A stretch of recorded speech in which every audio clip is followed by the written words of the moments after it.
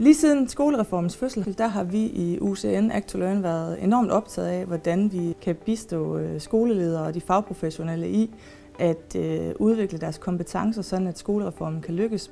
Vi har arbejdet sammen med skoleledere i forhold til at finde ud af, hvad er det lige præcis, at de har brug for deres lokale skole. Vi har blandt andet haft 150 skoleledere på besøg her ved UCN, hvor vi har arbejdet med dem i forhold til at finde ud af, hvad er det for nogle kompetenceudviklingsbehov, de tænker, at de har brug for. Det er væsentligt for dem, at de oplever den her proces som fair, og at alle er inddraget i det. Så derfor har vi udviklet vores tilgang, som vi kalder fair skoleledelse.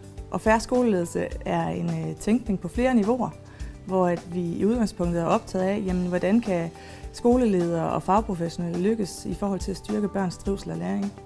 Noget af det skolelederne fortæller os, det er, at for at de skal kunne lykkes med skolereformen, så er det vigtigt, at de sætter ind i forhold til 5 vigtige kompetenceniveauer. Dels det personlige lederskab skal de have fokus på at udvikle.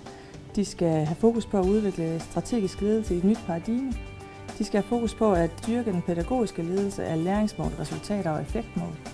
Så skal de fokusere på ledelse af medskabende medarbejdere, og så skal de fokusere på ledelse af processer i den professionelle skole.